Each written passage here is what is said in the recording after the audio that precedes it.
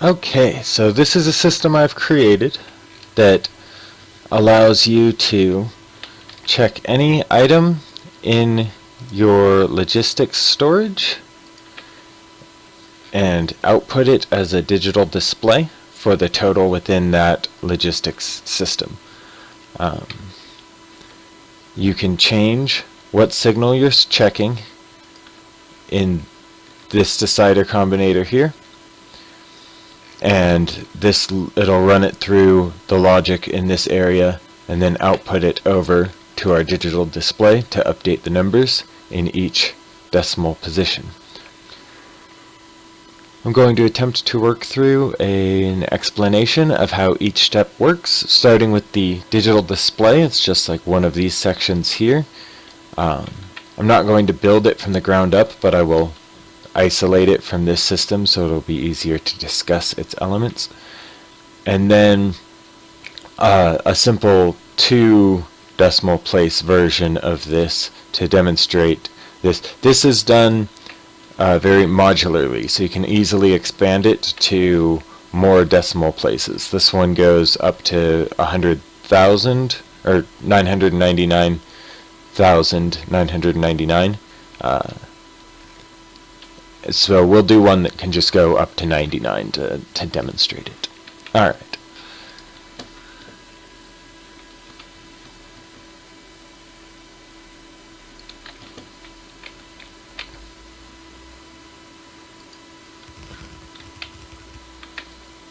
So this is the basis of the entire system, the digital clock. It uses 7 unique symbols for each part of the display. So the top 3 here are A. When A is greater than 0, these will be on. B, the center is C. We got D, E, F, and G all the way around the digital display. And their input comes from this group of combinators down here. Alt out of this so you can see the actual combinators. The constant combinators each hold the combination of signals that represent an individual number. And they're in order to go 0, 1, 2, 3, 4, 5, 6, 7, 8, and 9. You'll see that the red wire connects the constant combinator only to the decider combinator directly above it, so none of these symbols mix. This one receives an input of B and D, but not of any of the others, because this combinator is outputting the B and D signal. Each of these, as a decision for what they're going to output, use the black signal and the number that correlates with the number you want to see displayed. So if there is 0 black signal, then you will see the image 0 here. If I add a constant combinator with because all of the inputs for the deciders are connected via the green wires, you have to input to this system via the green line. Otherwise it will only go to the one combinator, and you want the input signal to go across them all, and we will send it a value of black. And now, because we're outputting black 1, we get the number 1, and as we cycle up, we get the various other numbers. The hardest part in this is just going through the combinators and setting up the value for each of them. But once you have the lights set up and all wired together, then as you cycle through each of these, it's just tedious. It's not particularly difficult to figure out what combination you need for each number to display properly. But if we're using the black signal for each of the decimal places, then how are we going to do multiple decimal places? The trick here, let me drop a second one of these down, is that we need to isolate the symbol coming in to each of these. So we want an arithmetic combinator for each of our decimal positions. We'll connect the inputs on these with red, connect it up here. We want to separate our constant combinator from that first for this test. And instead of outputting black from here, we're going to input 0 and 1. This first decimal place is going to be the 0th position, whereas this would be the first or the 10th position in decimal, but I want to start with 0. So we're going to take any 0 value that we receive here and multiply it by 1 and output it as a black signal. And that needs to go out as green into that decimal place. And now you'll see that it's 1 because inside our constant combinator here, our 0 is 1. Which we can change all the way up to 9. And you'll note that if we go above 9, no numbers display. Same would happen if you put a negative number in. You would get no display. None of the lights would turn on. Similarly here, we're going to switch 1 times 1, and we're going to output black. This allows us between these two signals to control both decimal places. Oh, it helps if you connect the decider combinator into the digital display. 31. So when we move on from this to wanting to check the value of a box, we'll use this constant combinator as our box, and we will use iron plates as our symbol. So there's 20, let's call it 25 iron plates inside this box, and we want to display that as a 25 here. How do we isolate each decimal place? We're going to remove this one. So now we need a system that can isolate each decimal place. And to do this, you always have to start with the highest decimal place that you want. So I need to do two things. We're going to discuss this system in a minute, but an important part of what you see of this right now is to note that this system uses A for the value that we're evaluating. Then, we need to translate iron or any other symbol that we wanted to use into A before we can do anything with it. Not the blueprint, just the arithmetic combinator. So we connect our box, which in this case is a constant combinator or a robo port when we want to check the whole system, and we take the symbol we want to get information on, our iron plate, multiply it by 1, and output it as A. This gives it to us in the form that we need it in order to evaluate it within this system.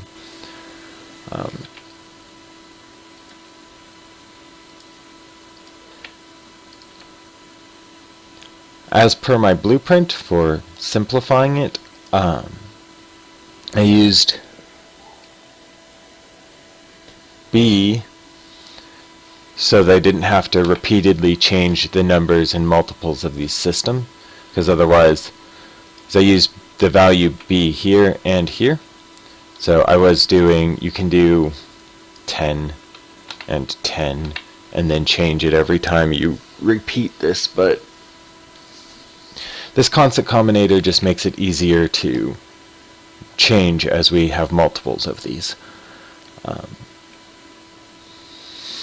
So A is divided by B, which in this case is 10, and you get an even 2. There's no halves of signals, so it will always round down to the number before it, which is important for this system to work. That value is output both into these two arithmetic combinators.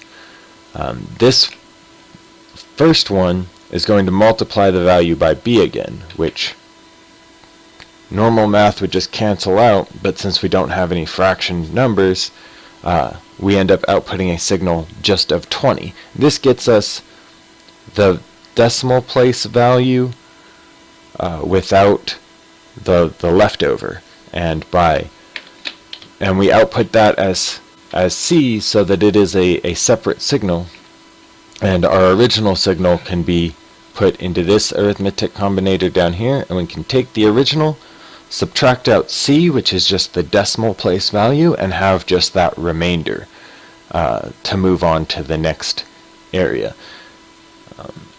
And I'll have two arithmetic combinators on this side. This first one now holds the value of that decimal place, and we no longer need that as A. We need that symbol as what will be the decimal place for the second digit location, so that we can turn this into a 20. So we take that A and we multiply it by 1, but we output it as the signal 1.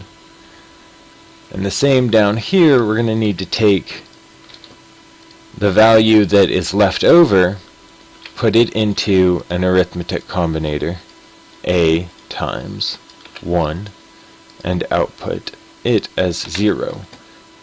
So this one's going to output as 2, the 20 in the value, and this one's going to output as 5, the 5, or the first decimal place in the value. So we can connect these two outputs without worrying about them merging because they're separate signals, and we can run out of wire. Well, be right back. Alright, I should have enough wires now to finish this off. So we connected the two outputs here for our signal 1 and our signal 0, and now we need to deliver them into our system.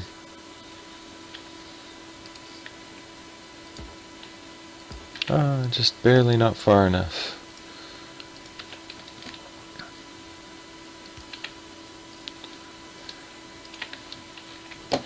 Alright, to that line and add it here.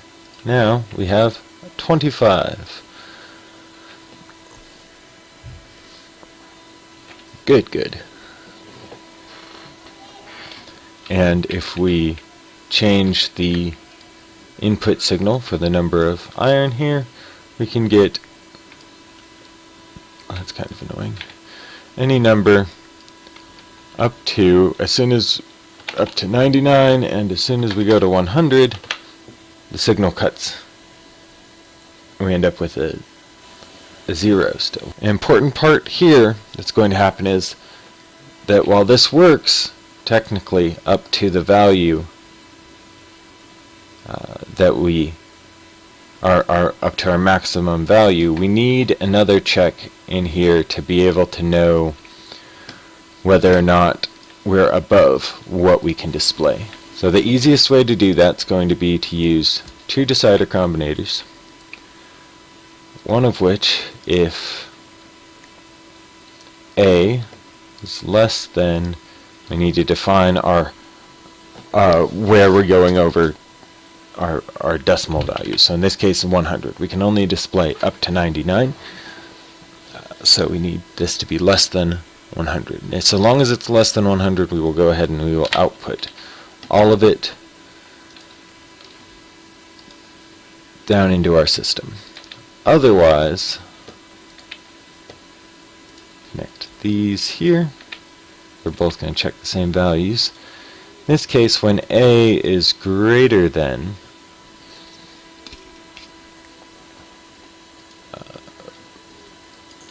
we'll go ahead and be accurate with it and do the 99. We want to output, I'm going to call it T for trigger.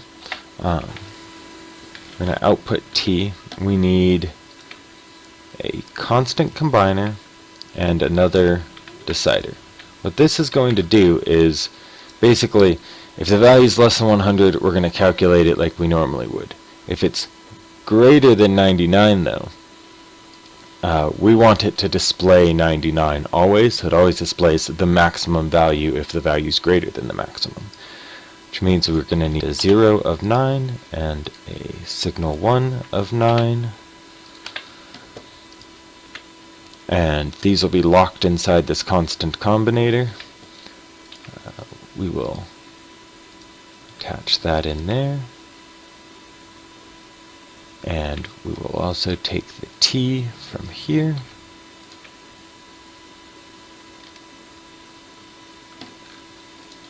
And if t is greater than 0, we will output everything.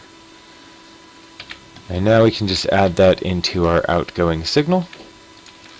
And 99 will now display as our maximum value. When this is above 99, drop it down, go back up. Alright, here we go. And that's the basics of that system. If you look at the larger one here, which actually, because I'm using 1,000,000 as my cap, I don't have a max display setup, which I probably should. I have a simpler max, but it can still be broken. That other system works much better. And so to look at the more complex version of this with multiple layers, we can see that we have the same base here where everything that's left over from the system is output as the 0 signal. But we go now up to a total of 6 symbols, or 7, but signals, number 6. And this one is the millions place. Because at the millions place, we don't have 1,000,000. It divides by b, but it doesn't. It ends up with rounding to 0. Outputting that to over here, and b or a times 0 is going to be 0, and c is going to output as 0. When we do a minus 0, we output the same value of a, and we are also outputting 0 on our signal 6. So the millionth place is 0, and we pass the value down the line to the next one. This one is the 100,000th place. 100,000 divided by b ends up giving us an output signal down there in the right of 1. We multiply that 1 by b to get an even rounded 100,000, and subtract that from a to send 29,000 further down the row, while the a value calculated in this first step, the 1, gets sent to be a times 1, output as signal 5 into the overall system. And it works its way down the line, doing the same one, this for the 10,000th position, getting the 2 for the 10,000th position, the 9 for the 1,000th position, 6 for the 100,000th position, and so on until you end up with 129,678 copper bars in our system. Copper plates, I know what they are. Or changing it to any other thing. I have 1,300 fast inserters. Alright. So that's that. Hopefully it makes some sense. Let's remove this and go back to watching some item display.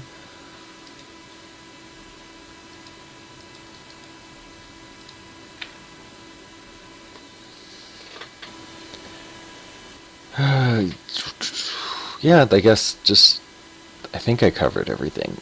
Let me know if there's any questions.